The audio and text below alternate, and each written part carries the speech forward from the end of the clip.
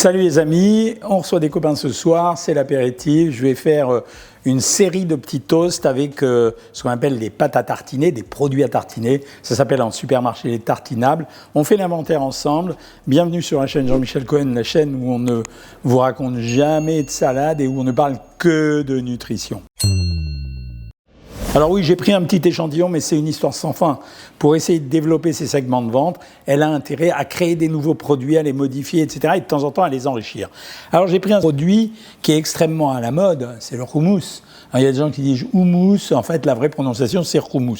Alors c'est quoi le houmous? On va regarder la composition de ce produit. Pois chiches cuits 51,9%, huile de tournesol, c'est bien.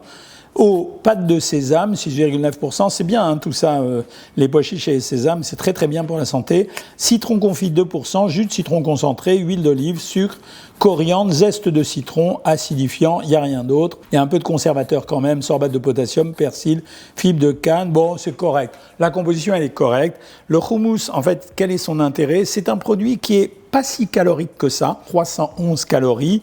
Elle contient 26% de graisse, 10% de glucides. Alors faites attention parce que glucides, c'est l'ensemble des sucres, mais comme c'est des pois chiches et il y avait également, en plus des pois chiches, un peu de sésame, ben, c'est les produits qui contiennent des sucres lents. Donc il y avait un peu de sucre ajouté, mais en fait je m'en fous à cette quantité. Et il y avait des protéines, 7 grammes. Donc on retrouve les avantages des oléagineux de temps en temps, mais ici, on va retrouver l'avantage de ce qu'on appelle les légumineuses, c'est-à-dire fèves, haricots, pois chiches, lentilles.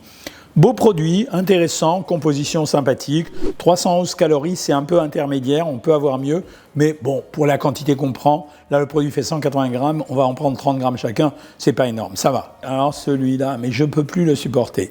Le tarama, donc c'est pour ça que j'ai changé, j'ai pris tarama de saumon, parce que normalement la tarama, ça se fait avec des œufs de cabillaud séchés, bon là, mais dans l'industrie alimentaire, ils font un peu ce qu'ils veulent. Alors, valeur calorique, je vous apprends rien, c'est le produit le plus riche des tartinables. Là, ici, 535 calories. Ils ont presque battu le Nutella, même si la composition n'est pas la même. Reste 53%. Chaque fois que vous prenez un peu de cette tarama, vous prenez la moitié de la cuillère à café ou de la cuillère à soupe en graisse. Un peu de glucides dedans, mais on s'en fiche. Protéines 11 grammes. Bon, c'est normal, hein. C'était du saumon. Composition du produit, écrit tellement petit que je dois aller voir l'ophtalmo bientôt. Huile de colza, des œufs de cabillaud fumés, des œufs de cabillaud, du saumon fumé. Alors, vous voyez la finesse, ils ont mis les œufs de cabillaud. Donc ce qui est bien, hein, c'est la vraie recette originale. Et ils ont rajouté le saumon pour faire un nouveau produit parce qu'ils ont mis tarama au saumon. Ensuite, ils ont rajouté, en plus du saumon fumé, de la chapelure. Ça, c'est pour donner de la consistance. Eau, sel, levure, eau, jus de citron concentré, conservateur, vinaigre tamponné. Bon, mais le premier ingrédient, c'est quand même de l'huile. Ensuite, colorant, extrait de paprika, rouge de betterave. Non, la composition, j'étais méchant. La composition de ce produit est bonne. C'est un tarama au saumon parce qu'ils ont rajouté de saumon fumé. Bon, j'ai rien à dire. La composition est sympa. Sachez simplement quand vous achetez ce produit, vous achetez essentiellement de l'huile. Bon, après, j'ai été voir du côté des tartinables un peu fromage quand même, c'est aussi pas mal. Alors, il y en a un qui est assez agréable, feta battu. C'est des nouveaux produits qui sont en train d'apparaître. Il y a un leader là-dedans, ça s'appelle l'atelier Blini. C'est vraiment leader sur ce produit, c'est lui qui a créé des tas de nouveautés pour ces produits. Bon, là, j'ai regardé feta battu, très très bonne surprise. 187 calories pour 100 grammes. C'est un produit vachement intéressant. C'est très peu calorique, avec 11 grammes de graisse pour 100 grammes, pas grand-chose, 13 grammes de glucides, je vais essayer de comprendre après pourquoi, et 7,5 grammes de protéines, c'est pas mal du tout pour ce type de produit. La feta, normalement, ça contient beaucoup plus de protéines, hein. C'est entre 13 et 15, mais là, c'est pas mal d'arriver à 7. Alors, on lit la composition pour comprendre. Yaourt grec, bon voilà, c'est bien. Protéines de lait, bon, c'est un peu comme le skyr, quoi, on rajoute des protéines de lait.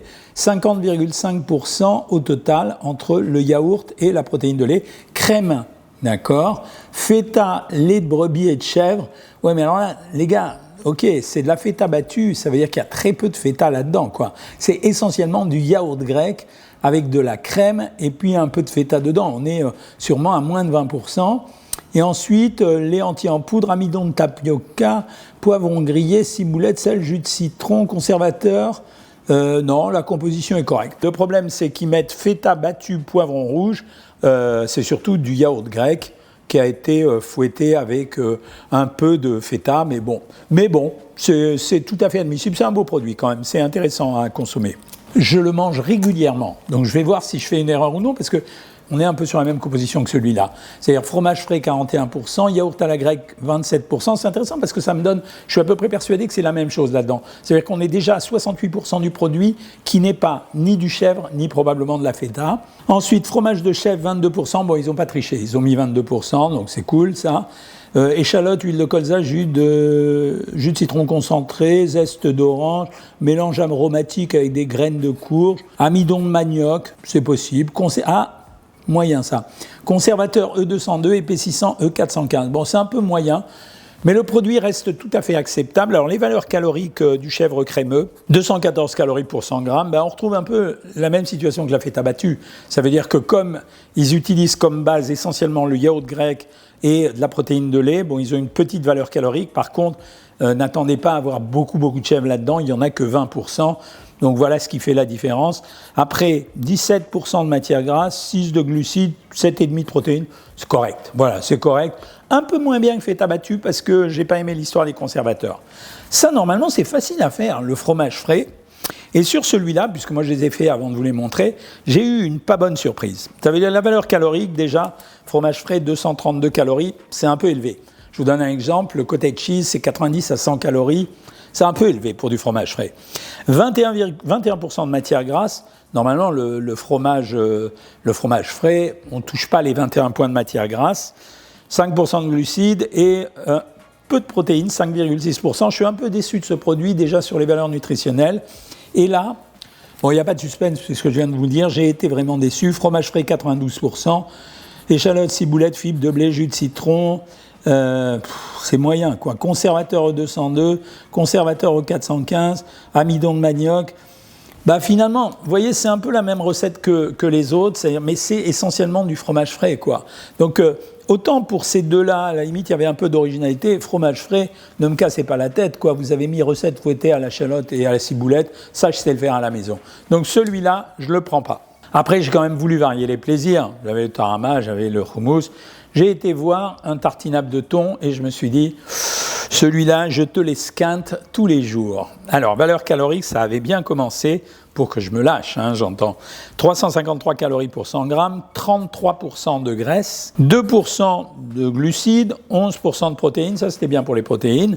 Et après, tonton Jean-Mimi regarde la composition avec la loupe. Thon, 35%, huile de colza, que en deuxième ingrédient quand même, des œufs, de l'eau, du vinaigre, des extraits naturels, dont poisson, jaune d'œuf, moutarde, vinaigre, concentré de tomate, amidon modifié, sel, conservateur. Là, ça dérape. Conservateur, on a E202. Épaississant, on a E415. Colorant, on a E160. Acidifiant, on a E330. Je vous ai toujours dit, dès qu'il y a trop de conservateurs et trop de lignes dans la composition des ingrédients, je ne prends pas. Donc, écoutez, je ne sais pas qui est la marque, c'est Monsieur Simon. Monsieur Simon, il faut faire du progrès. Ce n'est pas un beau produit. Vous pouvez faire mieux, ça j'en suis sûr. Moi, je ne prends pas ce produit-là. En substance, mes produits favoris dans cette histoire, ça a été numéro 1, le hummus. Numéro 2, la feta. Numéro 3, je suis en galère parce que c'est un produit très gras. Je devrais mettre le tarama de saumon. Franchement, il mérite parce que ça sera toujours calorique comme produit, mais il était bien composé. Allez, je mets le tarama de saumon. Tant pis, chèvre crémeux. Tant pis pour vous. Allez pleurer ailleurs. Voilà, si vous avez aimé la vidéo, vous likez, vous commentez, vous partagez, vous vous abonnez. J'ai rien oublié, Stéphane? Ah oui, vous faites des critiques. Ah oui, j'ai encore oublié. Ah oui, donnez-moi des idées de vidéos, ouais. Changez-moi de cadreur aussi, si vous avez quelqu'un sous la main. Et moi, je vous dis à bientôt, les amis.